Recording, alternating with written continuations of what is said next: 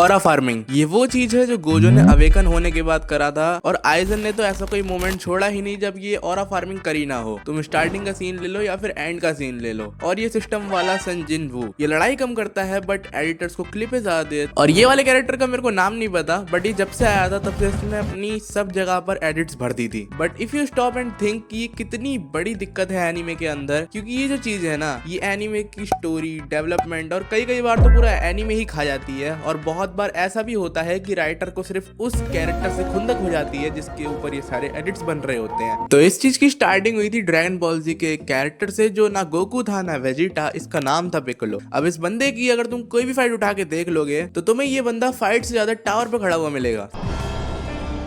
सबसे best example दूं तो तुम ड्रैगन बॉल जी की 10 क्लासिक मूवीज देख सकते हो और उतना ही काफी है। पहले ये जो ऑरा फार्मिंग वाली चीज थी ना, ये सिर्फ साइड कैरेक्टर या फिर सेकंड मेन कैरेक्टर के संग होती थी और मेन कैरेक्टर को बहुत ही कम मोमेंट्स दिए जाते थे। पता है क्यों? क्योंकि राइटर को आगे स्टोरी बढ़ानी होती थी और जो हमारा मेन कैरेक्टर है उसे एक अच्छी राइटिंग देनी होती थी। क्योंकि ऑरा फार्मिंग का मतलब ही ओपी एबिलिटीज होता है, और ओपी एबिलिटीज अगर किसी कैरेक्टर के पास आ जाएंगी तो उससे एक नई प्रॉब्लम शुरू होगी, क्योंकि वो एक वन शॉट कैरेक्टर बन जाएगा और वन शॉट कैरेक्टर को संभालना स्टोरी के अंदर बहुत मुश्किल होता है, जैसा कि हमारा था गोजो। तो इसी से गोजो की तरफ बढ़ चलते हैं। गोजो के पास कमी एबिलिटीज की नहीं थी, गोजो के पास कमी थी तो अच्छे फैन बेस की, जो कि उसका काम समझ सके उसकी स्टोरी के अंदर। ये नहीं कि उसकी किटकैट बनने के बाद उसको स्टोरी में वापस लाने की जिद करने लग जाए राइटर से। और गोजो ने अपनी सारी फाइट्स के अंदर इतना ज्यादा ऑरा फार्म किया है ना, तो तुम कोई भी फाइट उठा के देख लो, Gojo versus Toji, Gojo versus Jogo, Gojo versus Jogo and Hanami, इन सारी फाइट्स के अंदर अगर गोजो के पास हैक्स एबिलिटीज नहीं होती तो शायद इन फाइट्स का इतना ज्यादा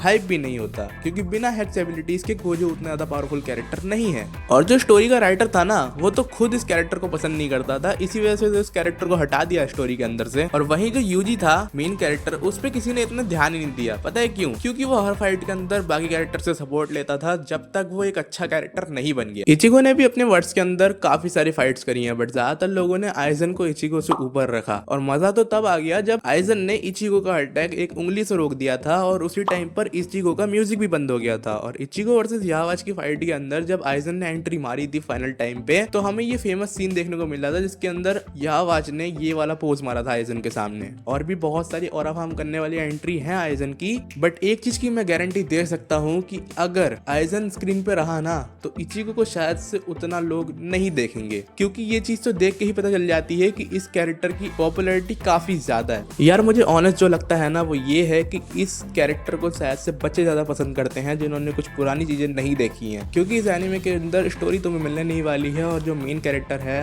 it's just a person with OP abilities, that's it. और इस एनीमे की बहुत सारी कॉपीज और पैरोडीज हैं जो कि तुमने कभी ना कभी देखी होंगी, बट एक बहुत बड़ी प्रॉब्लम है कि इससे इस एनीमे को बहुत ज्यादा नुकसान हो रहा है, क्योंकि ये फाइट देखने वाली एनीमे ही रह गई है सिर्फ। अब तुम कहोगे कि ऐसे तो बहुत एनीमे हैं जिनके अंदर सिर्फ फाइट्स ही होती हैं, तो हाँ फाइट्स होती हैं, बट उनके अंदर character development, pacing, story telling और भी बहुत सारी चीजें काफी अच्छी होती हैं जो कि हमें सोलो लेवलिंग के अंदर देखने को नहीं मिलती हैं। और इसी सेम रेस के अंदर मादारा उचिहा, इटाची उचिहा और किलुआ भी आते हैं अगर तुम ऐसा कह रहे हो, लेकिन उनके पास एक अच्छी राइटिंग है, वो कैरेक्टर बहुत अच्छे से रिटर्न है और उनकी जो पावर्स है वो कंट्रोल में भी रहती है। अब जो मैं कहूंगा वो हो सकता है तुम्हें थोड़ा बुरा लगे, बट ये जो वन शॉटर्स हैं ये थोड़े से ब्लैंक हैं, क्योंकि इनमें किसी को भी वन शॉट करने की पावर है, बट ये नहीं करते हैं क्योंकि इनका जो प्लॉट है वो इन्हें लिमिट में रखता है। और ये जो कैरेक्टर्स हैं ये अपनी स्टोरी के लिए भी एक प्रॉब्लम है, क्योंकि राइटर्स इनको एक सही रीजन दे ही नहीं पाते हैं कि ये अपनी पावर्स का यूज क्यों नहीं कर रहे हैं। और अब तो नए नए कैरेक्टर्स देखने को मिल रहे हैं जो कि वन शॉटर हैं, बट उनका जो प्लॉट है ना वो उनको गुड गोबर कर देता है। और कुछ नए लोग हैं उनको लगता है कि aura farmers is equal to